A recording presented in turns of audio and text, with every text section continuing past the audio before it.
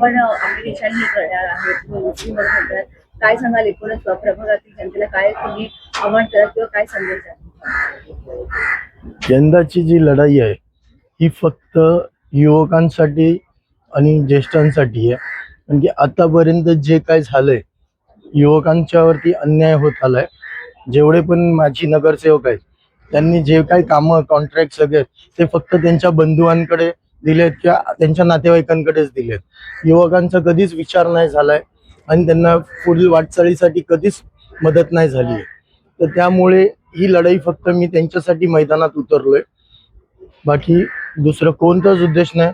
आणि प्रभागात जेवढी पण कामं आहेत ते मी सदैव करतच आलोय आणि करत राहीन आणि करत राहणारच आहे.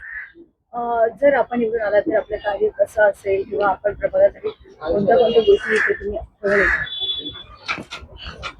प्रभागासाठी जी गोष्ट गरजेची आहे, जसं आता उद्यान आहे लहान मुलांसाठी, त्याची अवस्था तुम्ही बघाल तर त्यांची जी खेळणी आहेत ती आज कित्येक वर्ष जुनी झाली आहेत, त्यांना गंज आली आहेत. त्यामुळे लहान मुलांना त्या गोष्टीची दुखापत होते. त्याच्यावरती पहिलं प्रथम लक्ष आहे. परत ज्येष्ठ नागरिक जे आहेत त्यांना विरंगुळ केंद्र नाही आहेत नीटचे, कुठले बाकडे तुटले आहेत. परत त्यामुळे त्यांना नीटचा वेळ घालवता येत नाही. तर त्या सगळ्या गोष्टींवरती लक्ष देईन. आणि नव्या मुंबईमध्ये जे महानगरपालिका हॉस्पिटल आहे त्याच्यामध्ये मी बऱ्याच काही गोष्टी विचार करतोय. जसं न्यूरोलॉजिस्ट आहे, कार्डिओलॉजिस्ट आहे, या सगळ्या सुविधा नाही आहे. तर आपल्याला त्या गोष्टी मी स्वतः प्रत्यक्ष डोळ्यांनी पाहिल्या आहेत, ज्या गोष्टीमुळे लोकांचं खूप मोठं नुकसान झालंय. लोक गमवली आहेत, कोणी वडील गमवलंय, कोणी आई गमवली आहे. एक साया जो असतो मुलाच्या डोक्यावरचा तो गमवलाय. तर मी जास्तीत जास्त तर पहिला तो मोठा प्रश्न आहे नव्या मुंबईत, तोच सोडवायचा प्रयत्न करेन.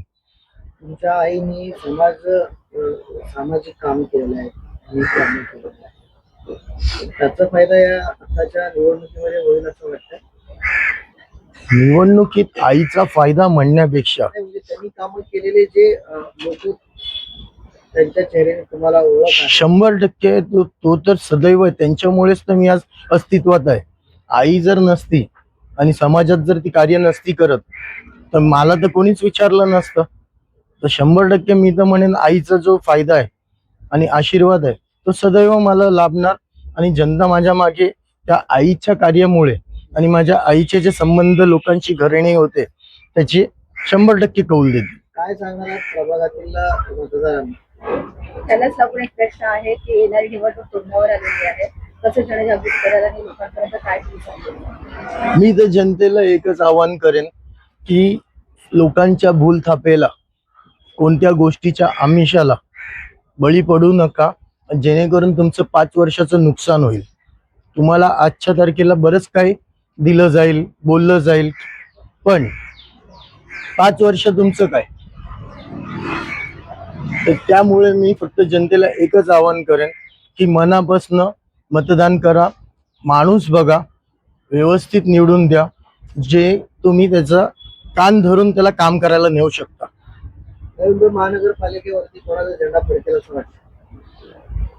बघा, नवी मुंबई महानगरपालिकेवरती झेंडा कोणाचा फडकेल ती जनता तुम्हाला 16 तारखेला कौल देईल. मी जनता नाहीये, मी पण एक प्रतिनिधी आहे जनतेसाठी.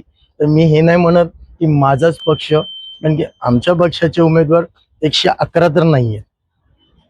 सो जनता तुम्हाला 16 तारखेला कौल देईल ना कोणाचा महापौर बसेल.